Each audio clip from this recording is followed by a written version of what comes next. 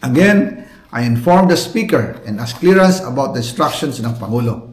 At ang sabi niya, wala tayong magagawa. Kaya po nagtataka ako kung bakit sinasabi ni Pangulo na hindi niya makilala ang budget. Samantalang lahat na binawas at dinagdag sa mga ahensya ng gobyerno ay humihingi ng approval sa kanya si Sec. Mina Pangandaman. Bago namin ginawa o tinapos ni Senator Chis Escudero during the BICAM. Sinabi pa ni Sec. Mina, everything is cleared with the President. Basta importante, pasok ang pondo na request ng Pangulo. The following day, sinabi ni Sec. Mina, approve na si Presidente BBM sa lahat na binawasan na ahensya. Masaya na ang Pangulo dahil naipasok ang gusto niyang 100 billion insertion. Wala pong perang napunta sa akin. Lahat po ng insertion napunta sa ating Pangulo at Speaker Martin Romualdez.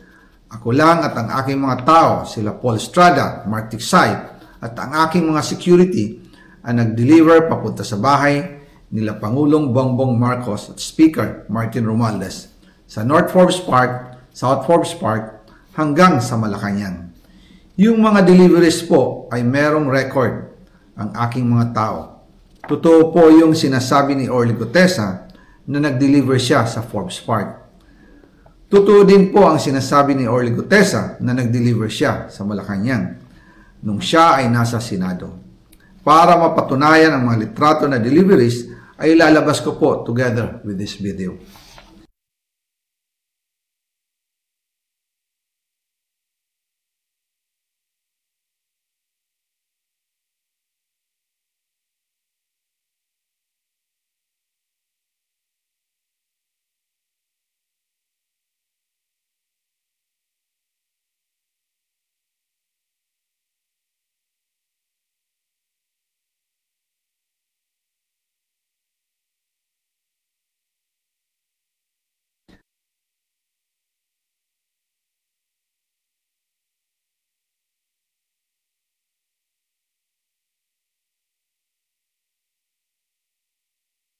After po ng approval ng budget sa General Appropriations Act of 2025, nagtanong po ako sa DPWH kung magkano ang kailangan na ibigay sa Office of the President o ang SOP na bigayan.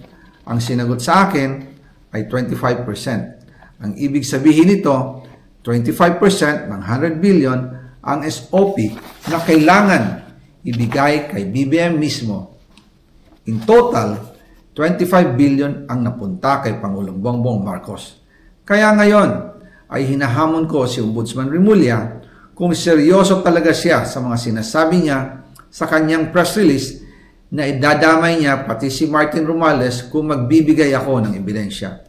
Patunayan niya ngayon ang pronouncement niya. Imbestigahan niya ang fraternity Brad at ang kanyang kaibigan na si Speaker Martin Romualdez kung talagang tutupad siya sa tungkulin niya. Imbestigahan din niya si President Bongbong Marcos. Sabi nga ni BBM nung SONA, let's do it right at mahiya naman kayo, hindi po ba?